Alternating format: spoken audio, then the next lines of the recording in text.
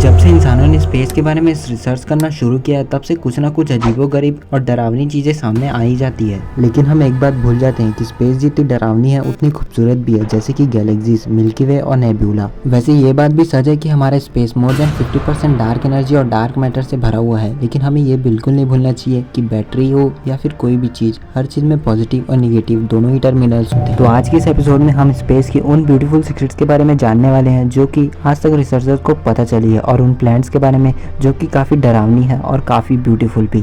तो आज की इस एपिसोड में आप सभी का स्वागत है, जिसका नाम है secrets of our beautiful space. सबसे पहले मेरा आपसे एक सवाल है, क्या आप बता सकते हैं कि लाइट एनर्जी पहले आया या फिर डार्क एनर्जी? खैर, इसका आंसर दे पाना काफ़ी मुश्किल है क्योंकि रिसर्चर्स आज भी इसके बारे में पता नहीं लगा पाए। लेकिन कोई अगर आपसे पूछे कि लाइट की स्पीड से ज़्यादा क्या चीज़ एक्सपेंड कर रही है, तो आपका जवाब क्या होगा? वेल, इसका आंसर है यूनिवर्स। क्योंकि आपको पता ही होगा कि अगर हम किसी भी चीज़ को देखते हैं तो उसके लिए लाइट को होना बहुत ही ज़्यादा ज़रूरी है। लेकिन इंसान आज तक जिस भी चीज़ तक देख पाए हैं वहाँ पर लाइट पहुँची है, लेकिन आज तक हमने जिस चीज़ को नहीं देखा वहाँ तक यूनिवर्स फैली हुई है और आगे भी फैल रही है। यहाँ तक कि one of the greatest scientist Stephen Hawking ने भी यह कह दिया था कि इसका अंत कभी नहीं होगा। ये एक्चुअल कॉस्मोस की तरह एक एक्सपेंडिंग यूनिवर्स है जो हमेशा ही एक्सपेंड करता रहेगा। Number 2, Interstellar objects. वैसे तो आए दिन ना जाने कितने सारे इंटरस्टेलर ऑब्जेक्ट्स जैसे कि एस्ट्रॉइड्स, कॉमेट्स और ना जाने कितनी सारी चीज़ें हमारे सोलर सिस्टम में आती ही रहती है। लेकिन एक एस्ट्रॉइड ऐसा था जो कि अपने अजीबोगरीब बर्ताव और अपने आकार की वजह से साइंटिस्ट के सामने काफ़ी चर्चा में रहा था।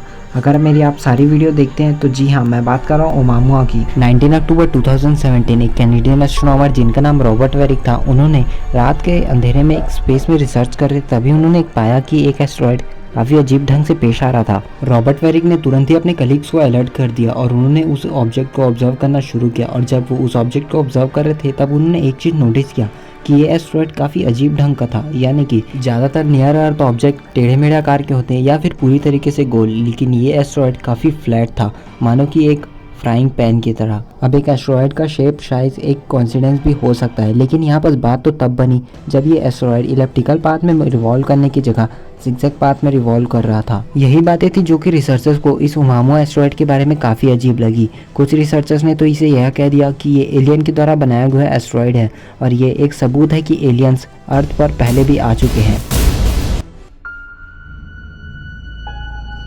Number 3, joint void. अगर हम खुले आसमान में और अनंत ब्रह्मांड में देखते हैं तो हमें मिल्की वे की तरह न जाने कितनी सारी गैलेक्सीज मिल जाती हैं जो कि खचाखच सितारों से भरी हुई है।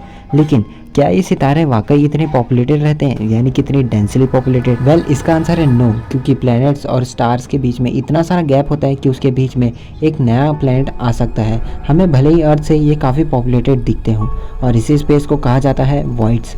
असल में कॉस्मोलॉजी में हमारी गैलेक्सी कई सारे फिलामेंट से बनी हुई है और ये फिलामेंट्स बहुत ही पावरफुल ग्रेविटेशनल फोर्स अट्रैक्ट करते हैं और इसी की वजह से कई सारे स्पेसेस खाली छूट जाते हैं, जिसे वॉइड कहा जाता है। कभी कभार तो ये इतने बड़े वॉइड होते हैं कि हम इसे जायंट वॉइड भी कहलाते हैं। और साइंटिस्ट के द्वारा डिस्कवर अब तक का सबसे जायंट वॉइड है द बूट्स वॉइड, जो कि 330 मिलियन लाइट ईयर के एरिया में फैला हुआ है। Number 4, cosmic rays. Cosmic rays space में काफ़ी चर्चा का विषय रही है क्योंकि आज तक किसी भी रिसर्चर को ये पता नहीं चल पाया कि ये कॉस्मिक रेज आखिरकार आती कहाँ से हैं। जब हाई स्पीड पार्टिकल्स यानी कि high energy proton and atomic nuclear एक लाइट की स्पीड से फ्लो करते हैं तब उन्हें कॉस्मिक रेज कहा जाता है। कई सारे रेज तो हमारे सन से ही आते हैं जिसे हम सोलार विंड भी कहते हैं, लेकिन कई सारे रेज आउटर गैलेक्सी से आते हैं जिसका अभी तक कोई भी ओरिजिन पता नहीं चल पाया है। Number 5, dark matter. Dark matter के ऊपर मैं एक पर्टिकुलर वीडियो बनाने वाला हूँ जो इस वीडियो के अपलोड होने के कुछ ही दिन बाद अपलोड हो जाएगी, तो आपने चैनल को सब्सक्राइब नहीं किया तो जरूर कर लेना। अब तक ह्यूमंस ने सिर्फ 5% ही यूनिवर्स को देखा है, बाकी के 95% डार्क एनर्जी और डार्क मैटर से भरे हुए हैं। लेकिन 21st सेंचुरी की इतनी पावरफुल और मॉडर्न टेक्नोलॉजी के होते हुए भी हम इस डार्क एनर्जी और डार्क मैटर के बारे में क्यों नहीं पता कर पाए? आखिर ऐसी क्या चीज़ है जो हमें इस पर बिलीव करने से रोक रही है?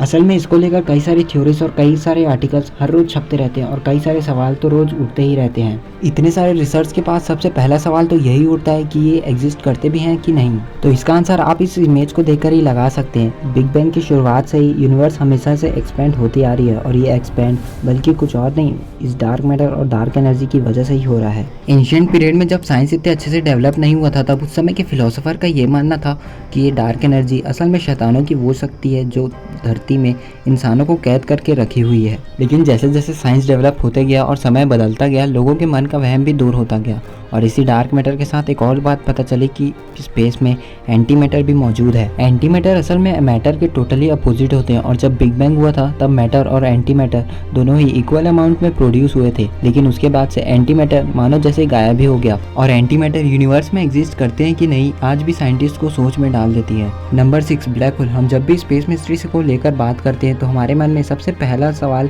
ब्लैक होल का ही आता है कि ब्लैक होल सच में एग्जिस्ट करते हैं भी है कि नहीं, और ब्लैक होल के अंदर ऐसी क्या चीज़ है जो जाकर वापस ही नहीं आती। अगर आपने इंटरस्टेलर मूवी देखी है तो उसमें दिखाया गया था कि जो भी कोई ब्लैक होल के अंदर जाता है तो उसमें 4th डायमेंशन होता है। तो किसी तरह से अगर आप ब्लैक होल के अंदर चले जाते हैं तो वहाँ पास आप टाइम में पूरी तरीके से फंस जाएंगे, जो कि 4th डायमेंशन टाइम को ही कहा जाता है। और सेकंड थ्योरी ये कहती है कि ब्लैक होल असल में 2 गैलेक्सीज के बीच का एक बहुत ही छोटा सा शॉर्टकट है। सबसे बड़ा कारण है ब्लैक होल के अंदर जाके वापस ना आना, वो है ग्रेविटी। ब्लैक होल की ग्रेविटी इतनी पावरफुल है कि उसमें से लाइट भी एस्केप नहीं कर सकती। और एक और चीज़, वार्म होल ब्लैक होल का टोटली अपोजिट होता है, यानी कि जो भी ब्लैक होल में जाता है वो वार्म होल से बाहर आता है और ब्लैक होल और वार्म होल कहीं ना कहीं एक तरीके से जुड़े ही होते हैं। और इसी के साथ आज का ये वीडियो खत्म होता है। मिलते हैं आपसे नेक्स्ट वीडियो में न्यू टॉपिक के साथ। तब तक के लिए बाय बाय और हमेशा की तरह thanks for watching this video.